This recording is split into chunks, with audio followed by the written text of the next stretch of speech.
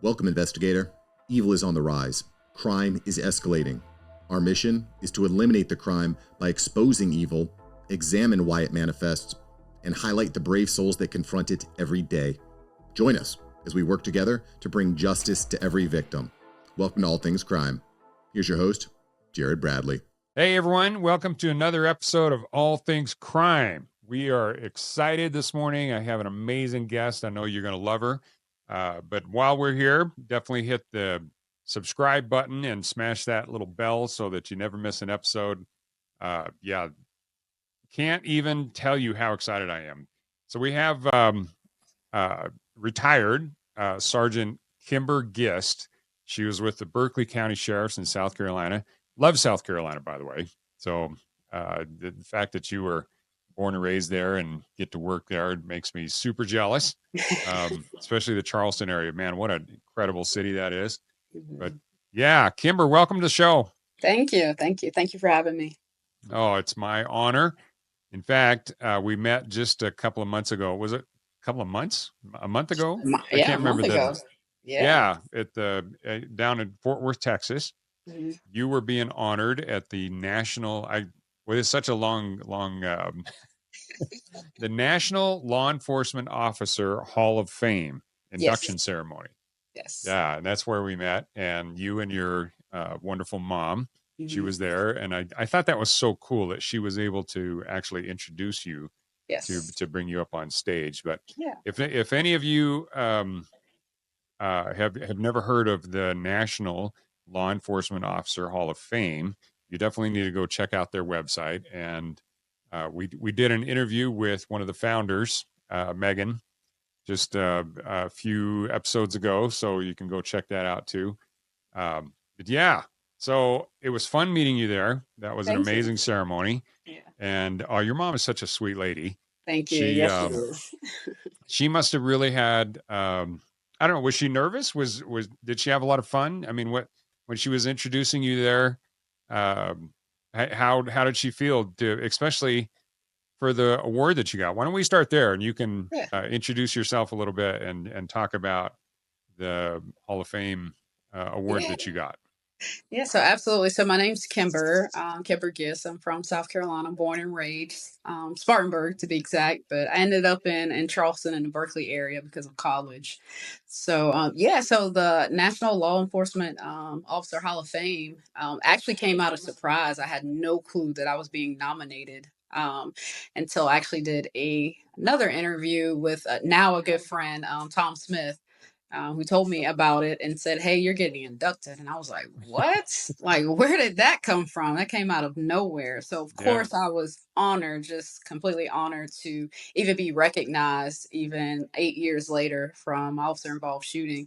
So when they said, especially speaking with Megan, she's like, "Hey, somebody's got to introduce you. Who's got that going to be?" And I said, "Well, that's no brainer, hands down. That's going to be my mother. She's taken care of me my entire life, been my biggest support system." So when I told her, she was nervous. She was like, "I have to stand up and talk to a room full of people." And I was like, "Yeah, but I mean, you don't really have to write anything down. You just got to speak from the heart," which is what she did, which is what she always does. So she had an amazing time. She loved the spirit. She loved the energy. She gets how, like law enforcement, we stick together, no matter good and bad. So she always enjoys it. She loves to see that camaraderie that we have, especially that night. That was an amazing night to be recognized. I enjoyed it. She enjoyed it. It was a lovely ceremony. Megan and them do a good job with that. Yeah, it really was. That was the first time I've been there too. And so I definitely plan on being there every year and supporting them as much as I can. And I try to throw them out, a little shout out to them every chance I get, just because they're such an amazing organization. Yes. And in fact, I had Tom and Dan on. They will air right before your episodes. So they're with the Gold Shields podcast. So you need to go check that out too. Everyone that's listening here, goldshields.com, I think is their website. And so, but they were a couple of NYPD guys. So a little different than where you served. Yes. Way different. I love talking to Tom that night. Tom and I talked probably like 2 or 3 times before we actually recorded the podcast, and it was just like he and I had just known each other for decades, for years. And of Mhm. course, you know, the age gap, but even it was just us just talking about law enforcement in general. It was like we had worked a beat together. So love Tom, love him so much. He went through so much. He was also inducted with me, so that was an honor just to be inducted beside him. So the actual first night that Tom actually and I actually met in person was that night, and we've just been friends ever since. It's just kind of like that long lost friend that you never met. Um, Great guy, awesome, love him. Oh, that's so cool. Yeah, I'll tell you, it's really been interesting. I've been on especially LinkedIn, and I've met so many law enforcement, folks and well, just even business people in general. And it's crazy. You develop this relationship that you're able to do online nowadays that you just Yeah, couldn't really do before, and you would never even imagine having a relationship with folks in New York and right. California and all over the place. And now we have, not only can we do that, but on occasion, especially when we're able to travel, I'm actually I've linked up with a number of those folks, and in fact, there's a guy that his name's Ravi Rajani. He lives in London, Oh wow. and a couple of years, yeah, it's crazy. A couple of years ago, I was able to um, meet up with him in London. So my wife and I were over there celebrating our 30th wedding anniversary, and so yeah, yeah, it was weird. So it doesn't surprise me that you and Tom were able to link Yes. up, and then you just feel like you have this long-standing relationship, and Yep. even though you've never met face to face, you Yep. still can learn so much about other people and have Mhm. just really interesting conversations. Oh, And absolutely. well, I mean, look at us here. Yep. Here we are. You're in South Carolina, and I'm in Utah, and yeah, but uh, so well, I got to ask you right off the top, Kimber. Hmm. Are you a Clemson or a Gamecock? Gamecock fans all the way, baby. Okay, even growing up in Don Staley, yes. Growing even up in growing up in Spartanburg. Spartanburg. Wow. Yep. Okay. Gamecock Well, fan. sorry there, Clemson folks. You're just gonna have to deal with it. But no, Everybody but asks me that. They're like, "Hey, you grew up in the upstate. You're a Clemson fan, right?" I'm like, "No, Gamecocks." yeah, I'll tell you what, Spartanburg is a beautiful area too. Yes. So yeah, I've traveled all over South Carolina. It's just Hmm. Love absolutely it. love it. There's a reason so many people are retiring there and moving there just because, Absolutely. yeah, crazy, crazy beautiful. And Richland, Hmm.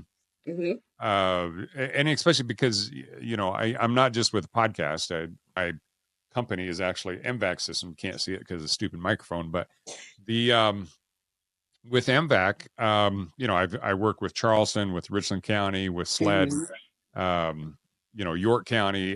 There's tons of MVACs there, and so I've been Yeah. able to travel that state, and wow, love it. Yeah. Yeah. Now, not during the summer months so much Oh my because it God. is just brutal, but The humidity is like an oven. It just. yeah, yeah. I have to tell you though, at least most of the time you have the mountains there, and then you have a little bit of beach, Hmm. but a little ocean breeze. It's not Missouri hot or Arkansas hot, I'll tell you that. But yeah, it's hot. Yes, it's hot. But the rest of other than that 3 months, boy, it just Yes. cannot Beautiful beat it. time. So, all right, well, enough of that.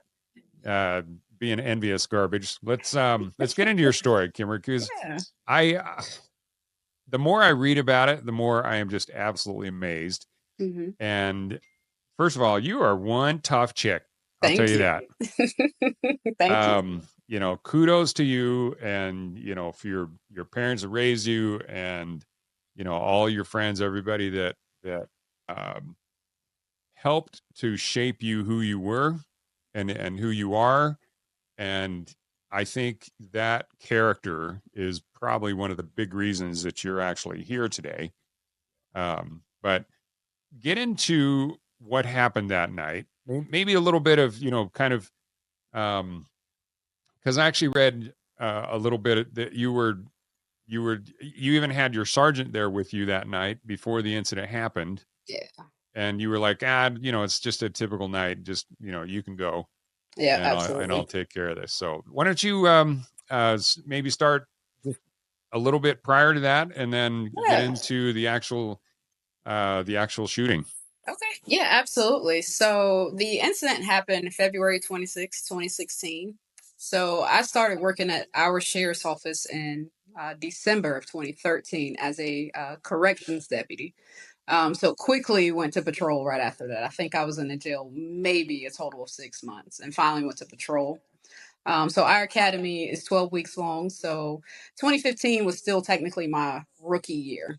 So I'm the typical rookie, right? Like you want to get your stats, you want to make the arrests, you want to be that go getter. So that's just who I was, quite frankly, really. But the area I worked in was not like the best area to work in. Unfortunately, a lot of crime, a lot of drugs, open air drug market. There's a lot of foot traffic, still some good people there, but unfortunately, there's still bad parts to every city that you come across. And that's unfortunately the city that I worked in at the time.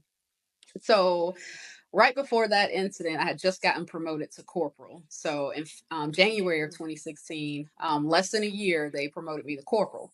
So ironically, the next day, so February 27th, 2017, would have been my 1 year. So my shooting happened the day before my 1 year anniversary of being a patrol deputy.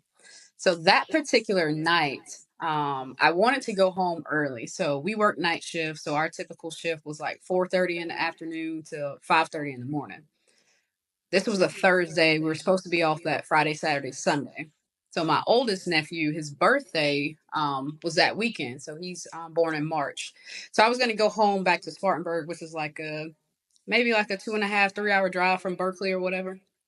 So I asked my sergeant, I was like, hey, do you mind if I like cut out early so I'm not sleeping all day? All the night shift dogs get it. Like you don't want to be grumpy and drowsy the next day because you've been at work all night, right? So he was like, yeah, no problem. My shift was really good about that. If somebody needs to go home early because the next day they wanted to be up to do family stuff, it was fine.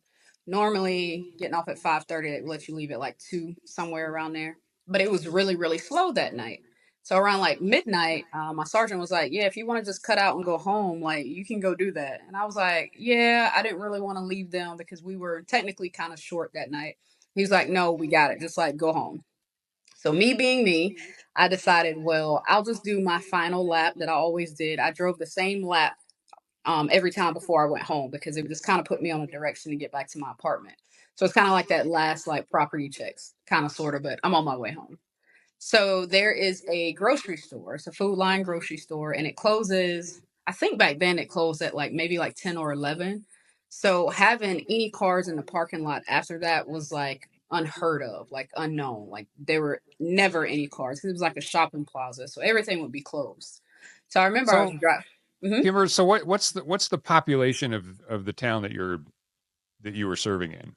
Oh, it's called Goose Creek, South Carolina. It's unincorporated, but it's blown up so much now that it's probably double digits now. So I can't really remember how big the population was, but a portion of it belonged to the city, and then the unincorporated portion belonged to the county. Pretty Yeah, but much, it's not like this big city that you're. no, it would be probably kind of, I don't know, probably kind of like Richland, maybe. Okay, Not the so a same few size as Charlotte, but like a little bit smaller than that. But it's not like a really, few really small town.